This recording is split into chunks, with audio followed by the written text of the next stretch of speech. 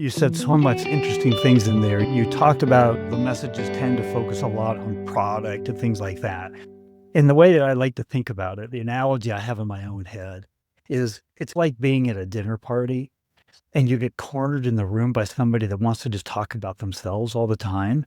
And you're just trying to get away and they don't stop talking and you're trying to leave. It's like, I don't want to hear about you. Let's focus on me a little bit. The buyers, they want to know what you can do to help them, not about how great your product is. And there was a massive study that was done. I bring it up all the time in the podcast. I think it has such meaning. And you and your CX background, I'd love to get your thoughts on this. A couple years ago, McKinsey did a study and they looked at over 400 highly profitable companies, B2C and B2B, and that had the greatest return on shareholder value. And what they found out is that the number one differentiator across all those companies was CX. We like to think it's our product, but guess what? ChatGPT is writing code these days. If we're a platform, we're a technology, we're not going to have long-term sustainable growth because we have a feature that nobody else has, right? Product differentiation is a blur, and especially to the buyers, because everybody, even if you don't cover what's in the RFP or what they've asked for, they'll still say they do. So from the buyer side, everybody's just saying we do it all. And I want to ask you the question here. CX is the number one differentiator. Just throw it down on the table, your opinion on that. I truly think it is because of the fact also when we talk about brand marketing, brand strategy, we're still focusing on the brand, right? We're still focusing on us. As you said, we're talking about ourselves.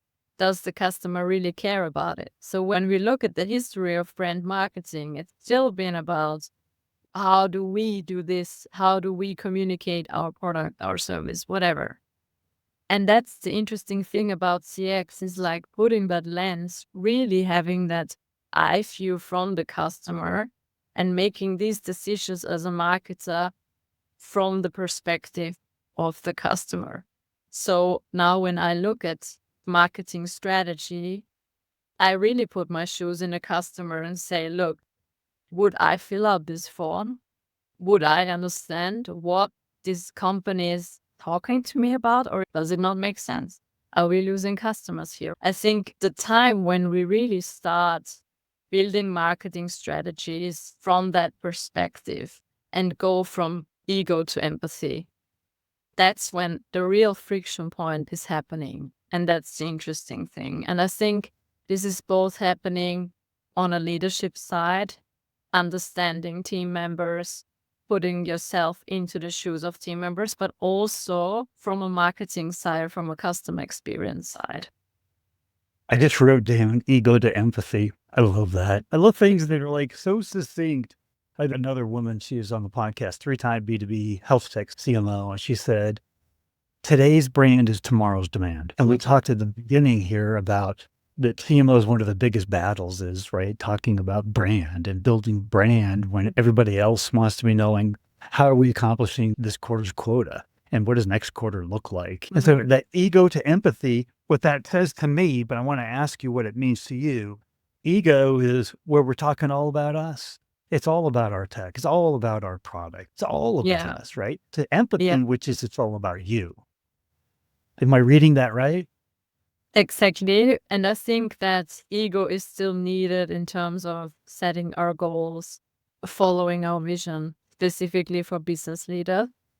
But what happens from experience is that the more we focus on this vision and results and going internal through our ego, the less we focus on the other. And this is where it's slashing. And this is actually where that shift needs to happen between, okay, I go now into empathy.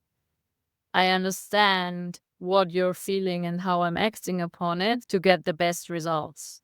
So I think in marketing, we have gone a lot into spreadsheet obsession, as you can call it, data obsession, results obsession, right?